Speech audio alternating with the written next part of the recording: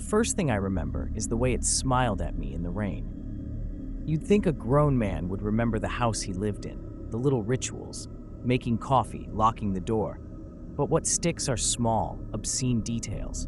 The slick of oil on the alley bricks, the metallic tang in the air after a downpour, the sound of a distant television leaking soap operas into a street that had forgotten how to be kind. I was walking home later than usual, pockets empty, hands colder than they should be, when I saw it curled like a discarded glove beneath an upturned crate.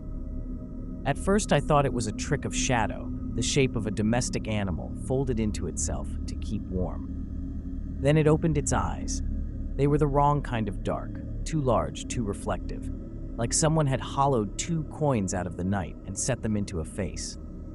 For a second, the alley became a camera lens, and I felt exposed. The creature blinked, and when it opened its mouth, there was a grin, wide and wet, too many teeth threaded into a smile that shouldn't have fit into such a small muzzle. It looked up at me as if I had walked into its house. I don't know why I picked it up. Maybe it was the way it didn't flee, the way it weighed less than a cat, but somehow pressed against my ribs as though it knew exactly how to be held. I brought it home because that's what you do with injured things. You feed them, you dry them off, you tell yourself you'll call someone, animal control, a shelter, and then you get used to them. I set it on my couch and watched it rearrange the shadows on my living room. My apartment was small and smelled of old books and coffee, the kind of place that collects loneliness like dust. The cat, because that's what I told myself it was, padded around with a softness that made me forget my directions.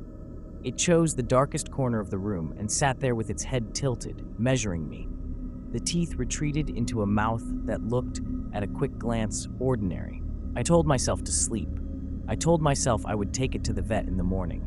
Night came with a thick, suffocating hum. The city outside turned from rain to a distant chorus of horns and sirens. I lay awake, listening to the small noises of a rented space, the refrigerator's low grievance, the pipes settling their bones. At 2 in the morning, the cat began to purr. The sound was close to prayer and machine, simultaneously comforting and wrong. It was a vibration that set my teeth on edge, a slow mechanical throb that seemed to echo from somewhere behind my sternum. I reached for it and found the fur colder than my palm should allow. When it stood to take my hand in its mouth, it felt like a child's kiss, too wet, too precise. Small things happened after that.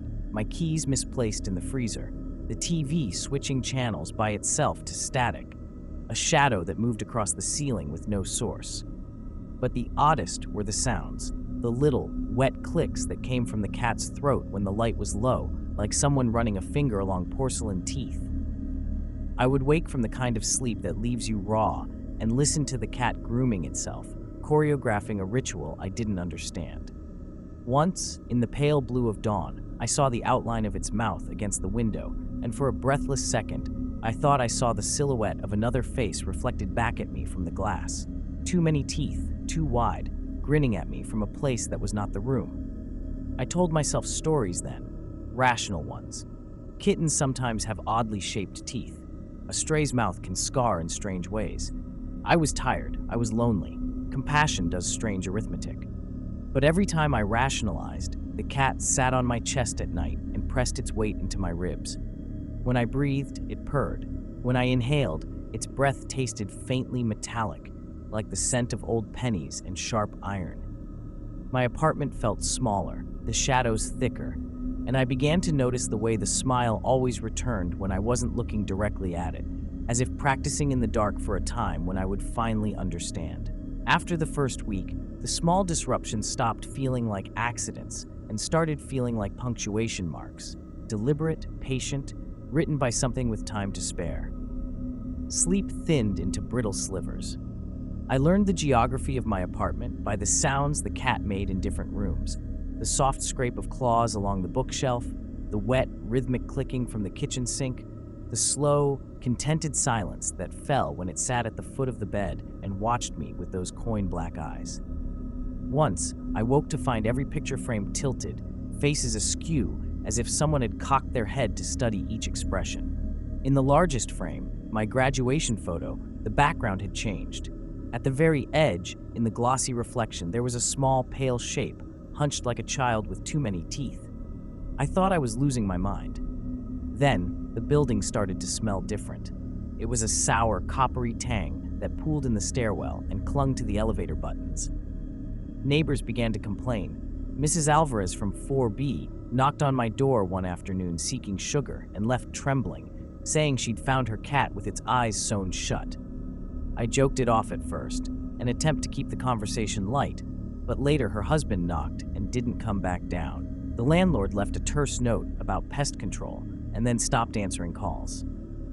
People who used to nod in the hallway no longer made eye contact. Some had moved away overnight, leaving mail piled in boxes and dishes on their stoves.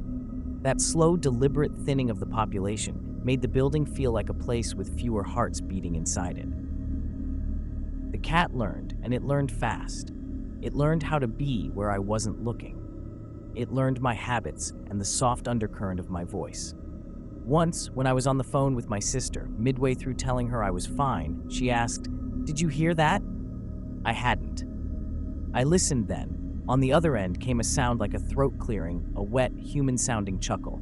And my sister's voice, not mine, said my name with a tenderness I recognized too well. I broke the call and found the cat in the bathroom, tucked into the tub as if it had been hiding, staring into the mirror. In the glass, behind it, the toilet reflected more than the tile, a doorway I didn't have, and something hunched in that doorway, smiling. Time began to misalign. I'd go to the store and return to find the cat exactly where I'd left it, but with new scratches on its ears, as though it had been wrestling with something I couldn't see. My watch would skip minutes I couldn't account for. I would wake in the hallway in my socks with no memory of leaving my bed.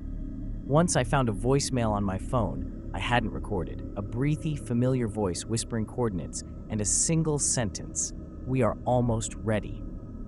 The worst part was how the cat invaded memory. I dug through old boxes to distract myself and found, folded between postcards, a picture of my childhood backyard. There I was at 7, a paper crown crooked on my head, and at the far edge of the photo, almost missed, a small shadowed figure with impossible teeth curled around the base of the oak tree. I had never noticed it before, and the thought of it being there, patient and waiting, made my throat go tight. If it had been there when I was a child, how many times had it watched me? How many nights had it practiced the shapes of my name? It began to imitate voices sometimes, a ragged, accurate echo that would come from the dim corners of the apartment. It could call me to the living room in my mother's cadence, lure me to the bedroom in my ex's laugh. Each time I followed, I lost a piece of whatever certainty remained. On one night, I followed the voice of my own laugh and opened the bedroom door to find the cat sitting in the dark, its mouth open in a grin. And inside that grin, something moved. Not just teeth, but a small, wet tongue working like a hand over a string, shaping the syllables of a name I had never wanted to hear. It put its paw on my knee and pressed, suddenly unbearably heavy, and from within its throat came a sound that was not purring. It was speech, low and wet, syllables folded in like prey. It said my name, slow as a promise, John. The days after it called me by my name were the days I stopped trusting my body. I would stand in front of the sink and watch the water try to organize itself into the shape of my face, and sometimes, when the light hit wrong, the reflection was delayed, like a film with a scratched frame, and the mouth in the glass would curve a half second before mine did. I began to leave the lights on because the dark felt like a language I no longer understood, but the glow only gave the creature more theater. It performed in the edges, a wet shadow uncoiling behind the couch, the suggestion of teeth between the slats of my blinds. I tried everything rational men try when the irrational becomes unbearable. I called animal services. A tired voice on the end of the line said they were backed up and suggested a trap. I bought a humane carrier that smelled of plastic and antiseptic and set it by the floorboard heater like a shrine. I bought a spray bottle and filled it with water. I heated until it smelled sharp, as if steam would exorcise whatever sat in its fur. Once, in a panic, I wrapped its body in a towel and ran downstairs to the street to throw it into the dumpster behind the building. The city was empty in that half hour. The moon made the trash lids look like open mouths. When I reached the dumpster, the towel was lighter than air. By the time I staggered back up, the cat was perched on my windowsill, looking at me as if I had left something behind. The final night was not cinematic. It was small and ordinary, and therefore perfect. The refrigerator hummed, the cat purred. Only this time, the noise threaded itself into words so clear I could have counted each syllable. It told me where to look. It told me to bring a box of old photos and to spread them like cards on the kitchen table. In the photographs, my life unspooled in grainy frames. My father at a barbecue, my first apartment key, a birthday cake with crooked candles. The cat walked from picture to picture like a moth inspecting worn paper, and with each step, the edges of the photos charred as though its paws carried flame. I remember the exact sound of the match when I struck it, how the paper folded into itself in a bright, hungry way. I wanted to burn the thing that watched me and other people's smiles, to remove it from the photographs like a splinter. The flame licked, and then the world folded. When I screamed, my voice came out wrong, thin and layered, as if many people were speaking through one throat. The cat cocked its head at the sound, and then leaned forward until its teeth just touched the air above the table. Smoke filled the room, sweet and coppery, and the edges of my memories began to ripple. It did not attack me. It taught me to unmake myself. The creature's mouth opened impossibly wide, and the sound that came out was a story, my story, told in the wrong tense. It spoke of nights I had never lived and of things I had not done, and as it named them, the photographs shifted to match. Faces rearranged their smiles into something that had always known the creature. I tried to snatch the pictures, to rip them through, but my hands felt like someone else's, clumsy and apologetic. Panicked, I raced to the bathroom to look in the mirror and anchor myself. The light buzzed. My reflection met me with small eyes, and then, sliding across the surface, a grin that was not mine. I realized then what it had been practicing in the dark, how it had learned the cadence of my laugh, the little ways I furrowed my brow, the way I softened the names of the people I loved. It had not only been learning to mimic my voice, it had been practicing the hollows of me. I slammed my palm against the glass until the sting cleared my head. When I pulled back, the cat was on the counter, sitting like nothing had happened, tail curled, whiskers twitching. It walked forward and pressed its weight into my chest, heavy as certainty. It reached up and, with a slow, careful motion, licked my face, a polite, absurd gesture. Taste filled my mouth, iron and memory and something sweet and impossible.